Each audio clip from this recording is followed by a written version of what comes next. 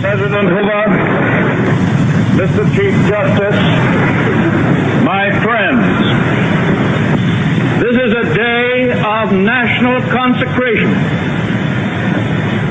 and I am certain that on this day my fellow Americans expect that on my induction into the presidency I will address them with a candor and a decision which the present situation of our people impels.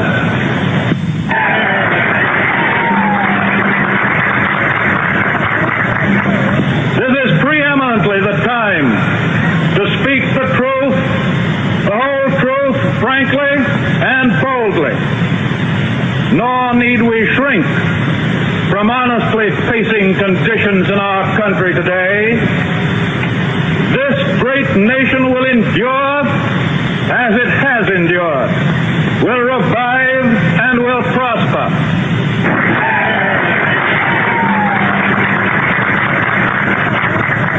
So first of all, let me assert my firm belief that the only thing we have to fear is fear itself, nameless, unreasoning, unjustified terror, which paralyzes needed efforts to convert retreat into advance.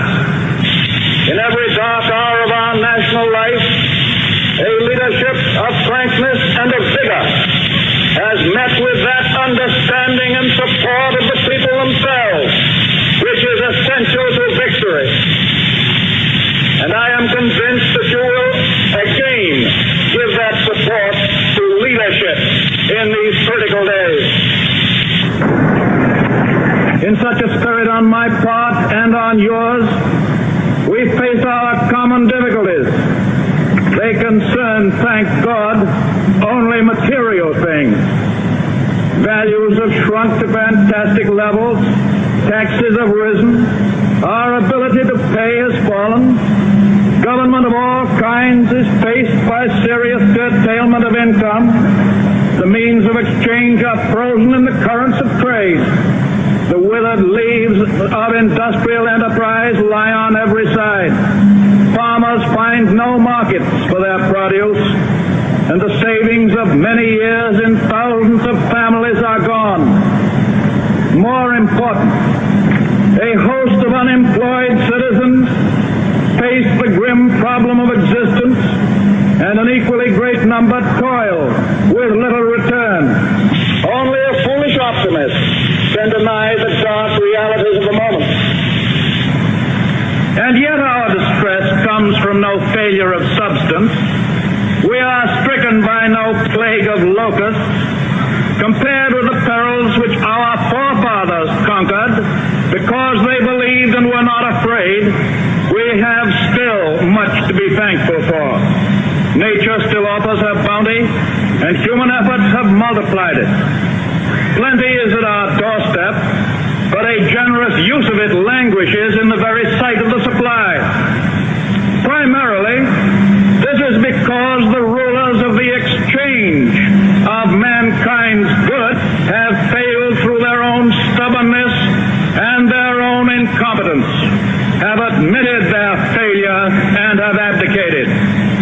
Practices of the unscrupulous money changers stand indicted in the court of public opinion, rejected by the hearts and minds of men. True, they have tried, but their efforts have been cast in the pattern of an outworn tradition. Faced by failure of credit, they have proposed only the lending of more money. Stripped of the lure of profit by which to induce our people to follow their false leadership, they have resorted to exhortations, pleading tearfully for restored confidence. They only know the rules of a generation of self-seekers. They have no vision, and when there is no vision, the people perish. Yes, the money changers have fled from their high seats in the temple of our civilization. We may now restore that temple to the ancient truth.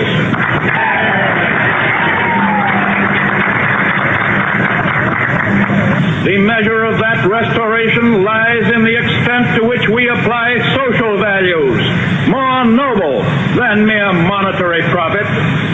Happiness lies not in the mere possession of money. It lies in the joy of achievement, in the thrill of creative effort, the joy, the moral stimulation of work. No longer must be forgotten in the mad chase of evanescent profit. These dark days, my friends, will be worth all they cost us if they teach us that our true destiny is not to be ministered unto, but to minister to ourselves, to our fellow men.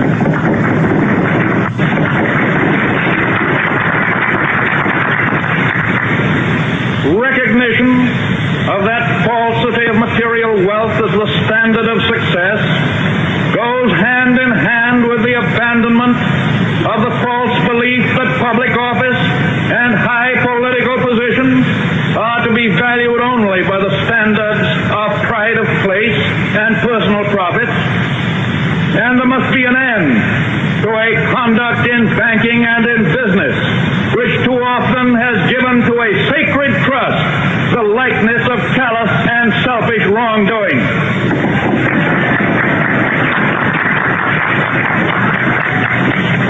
Small wonder that confidence languishes, for it thrives only on honesty, on honor, on the sacredness of obligations, on faithful protection, and on unselfish performance. Without them, it cannot live. Restoration calls, however, not for changes in ethics alone. This nation is asking for action, and action now.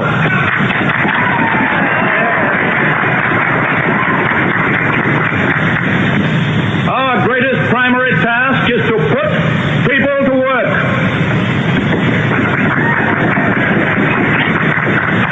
This is no unsolvable problem if we face it wisely and courageously. It can be accomplished in part by direct recruiting by the government itself, treating the task as we would treat the emergency of a war, but at the same time, through this employment, accomplishing greatly needed projects to stimulate and reorganize the use of our great natural resources. Hand in hand with that, we must frankly recognize the overbalance of population in our industrial centers, and by engaging on a national scale in a redistribution, endeavor to provide a better use of the land for those best fitted for the land. Yes, the task can be helped by definite efforts to raise the values of agricultural products, and with this the power to purchase the output of our cities. It can be helped by preventing realistically the tragedy of the growing loss through foreclosure of our small homes and our farms. It can be helped by insistence that the federal, the state, and the local governments act forthwith on the demand that their cost be drastically reduced. It can be helped by the unifying of relief activities which today are often scattered, uneconomical, unequal. It can be helped by national planning for and supervision of all forms of transportation and of communications and other utilities that have a definitely public character. There are many ways in which it can be helped, but it can never be helped by merely talking about it.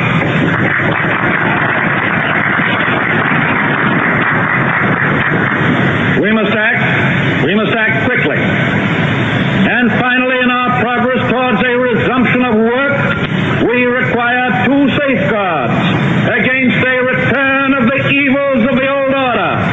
There must be a strict supervision of all banking and credits and investments.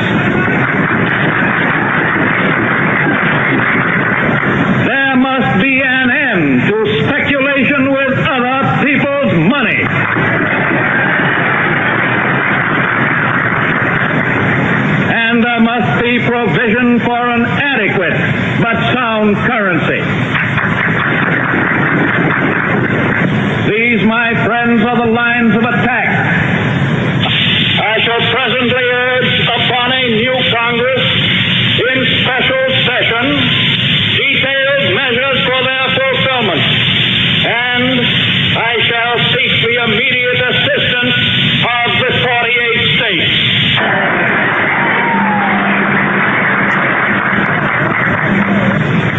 Through this program of action, we address ourselves to putting our own national house in order and making income balance outgo. Our international trade relations, though vastly important, are in point of time and necessity secondary to the establishment of a sound national economy. I favor, as a practical policy, the putting of first things first. I shall spare no effort to restore world trade by international economic readjustment, but the emergency at home cannot wait on that accomplishment. The basic thought that guides these specific means of national recovery is not narrowly nationalistic. It is the insistence as a first consideration upon the interdependence of the various elements in and parts of the United States of America. A recognition of the old and permanently important manifestation of the American spirit of the pioneer. It is the way to recovery. It is the immediate way. It is the strongest assurance that recovery will endure. In the field of world policy, I would dedicate this nation to the policy of the good neighbor. The neighbor who resolutely respects himself, and because he does so, respects the rights of others. The neighbor who respects his obligations and respects the sanctity of his agreements in and with a world of neighbors. If I read the temper of our people correctly, we now realize, as we have never realized before, our interdependence on each other. But we cannot merely take, but we must give as well. That if we are to go forward, we must move as a trained and loyal army, willing to sacrifice for the good of a common discipline. Because without such discipline, no progress can be made, no leadership becomes effective. We are, I know, ready and willing to submit our lives and our property to such discipline because it makes possible a leadership which aims at the larger good. This I propose to offer, pledging that the larger purposes will bind upon us all, as a sacred obligation, with a unity of duty hitherto evoked only in times of armed strife. With this pledge taken, I assume unhesitatingly the leadership of this great army of our people, dedicated to a disciplined attack upon our common problems. Action in this image, action to this end, is feasible under the form of government which we have inherited from our ancestors. Our Constitution is so simple, so practical, that it is possible always to meet extraordinary needs by changes in emphasis and arrangement without loss of essential form. That is why our constitutional system has proved itself the most superbly enduring political mechanism the modern world has ever seen. It has met every stress of vast expansion of territory, of foreign wars, of bitter internal strife, of world relations. And it is to be hoped that the normal balance of executive and legislative authority may be wholly equal, wholly adequate to meet the unprecedented task before us. But it may be that an unprecedented demand and need for undelayed action may call for temporary departure from that normal balance of public procedure. I am prepared, under my constitutional duty, to recommend the measures that a stricken nation in the midst of a stricken world may require. These measures, or such other measures, as the Congress may build out of its experience and wisdom, I shall seek within my constitutional authority to bring to speedy adoption.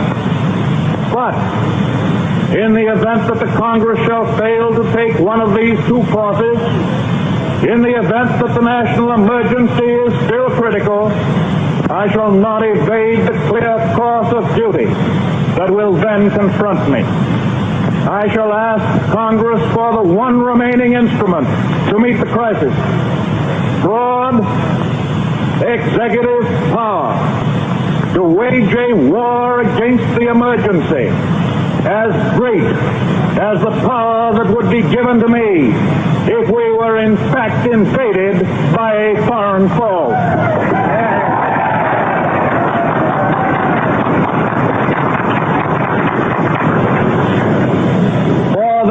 Proposed in me, I will return the courage and the devotion that befits the time. I can do no less. We face the arduous days that lie before us in the warm courage of national unity, with the clear consciousness of seeking old and precious moral values, with the clean satisfaction that comes from the stern performance of duty by old and young alike. We aim at the assurance of a rounded, a permanent national life. We do not distrust the future of essential democracy. The people of the United States have not failed. In their need, they have registered a mandate that they want direct, vigorous action. They have asked for discipline and direction under leadership. They have made me the present instrument of their wishes. In the spirit of the gift, I take it. In this dedication of a nation, we humbly ask the blessing of God. May He protect each and every one of us. May He guide me in the days to come.